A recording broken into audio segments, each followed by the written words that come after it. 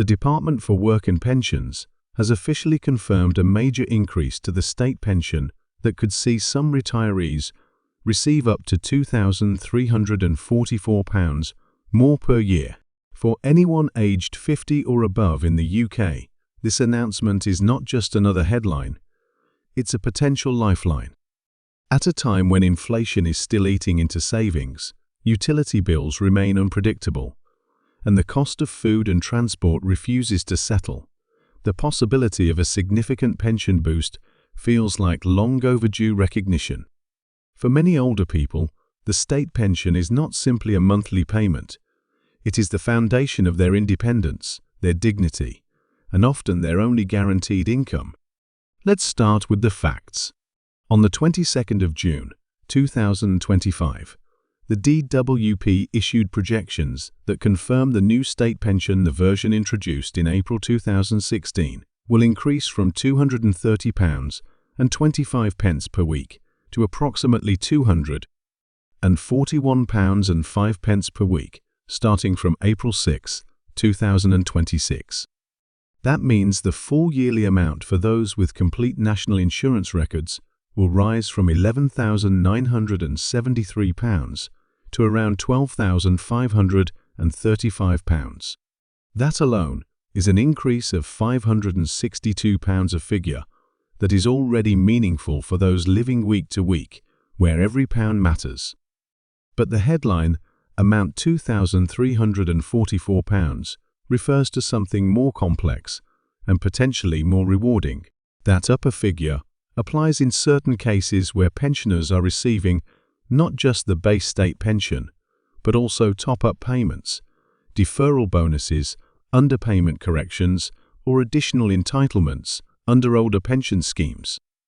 It could also include those who have now qualified for backdated payments due to missed national insurance credits or adjustments made during DWP reviews, such as those affecting carers, women affected by the WASPI age changes, or those with long service but interrupted work histories. Consider this: if someone deferred their state pension for 12 months, they could earn over £1,000 in increased annual income on top of their uplift. Add to that a backdated underpayment of £750 and a supplemental credit adjustment of £500, and suddenly that £2,344 is not only plausible, it becomes real.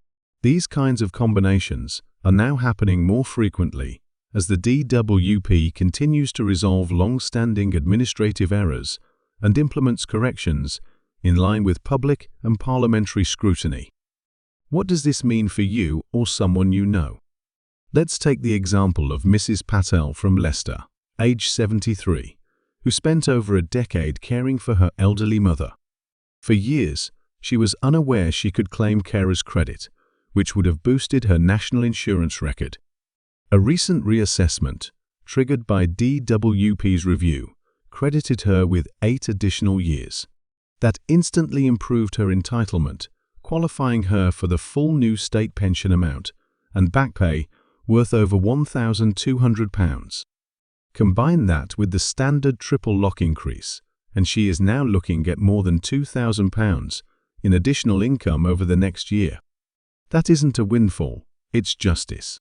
It's a correction of something she should have been receiving all along. On the other side of the country, Mr. Jackson in Devon, age 69, took a different approach. He opted to defer his state pension for 2 years after retirement, relying on part-time work to make ends meet. His reward? An uplift of nearly 11% on his weekly pension, in addition to the triple lock boost coming next spring. For him, this upcoming increase could tip his annual pension earnings above £14,000, bringing financial breathing room he hadn't expected. But there's a catch, and this part is critical. The tax-free personal allowance, currently frozen at £12,570, is not increasing in line with pensions. That means more and more retirees will find themselves being taxed on their pension income, even if they have no other earnings. It's what some are now calling fiscal drag, where inflation pushes your income up, but thresholds stay the same. If your pension rises above the allowance, you'll pay 20% income tax on the excess. That could claw back over £100 or more of your so-called boost. The government has defended this position by saying the pension increase still leaves retirees better off, but many older people feel they are being punished for simply surviving long enough to draw what they paid into. There's also the risk of having other benefits reduced. For those who receive pension credit, housing benefit, or help with council tax, a higher pension income can push you over local thresholds. In some cases, the extra money from your state pension increase could reduce your entitlement to other support by nearly the same amount. So it becomes a kind of cruel swap, more in one hand, less in the other. This is particularly challenging for those living alone or in parts of the UK where the cost of living is higher, but benefit bands do not always reflect reality. And yet, the rise still matters, because even with these caveats, many pensioners will see a real usable increase in their weekly income. £11 more each week might not sound life-changing, but when that covers the full cost of one energy bill, one extra shop at the supermarket, or even a taxi to the GP, it can make a major difference. It's not just about arithmetic, it's about agency. It's about choice. The choice to turn the heating on a bit earlier. The choice to buy fresh fruit instead of tinned. The choice to go to a family gathering without worrying about how much the bus ticket costs. It's also worth noting the regional impact of this change. In places like Scotland, where winters are harsher, the increase will help pensioners face higher heating costs. In rural Wales and Northern Ireland, where access to services often requires travel, that extra income supports mobility and participation. And in cities like London, Manchester, and Birmingham, where rents and daily costs continue to rise, it provides a critical cushion. Retirees across the UK are not a uniform group, and this increase will play out differently depending on geography, housing, health, and community support. That brings us to another important point. Not everyone will receive this automatically. If you're not yet drawing your state pension, say, you're 57 and planning ahead, you must ensure that your national insurance record is accurate. Every missed year of NI contributions could reduce your future weekly pension by up to £5, and over the course of a year, that can mean hundreds of pounds lost. You have until the 5th of April 2025 to voluntarily fill any gaps going back to 2006 under the current extended window. After that, the opportunity may shrink or disappear entirely. Already, the DWP has seen a surge in requests for state pension forecasts, which you can get online through your government gateway or by post. But be warned, helplines are overwhelmed, and appointments are being pushed into November and December. Don't leave it until the last moment. If you've ever taken a break from work, moved abroad, raised children full-time, or earned a low income, it is essential to check where you stand now. Otherwise, you may find yourself watching others enjoy the full benefit of this boost, while you're left behind, confused and underpaid.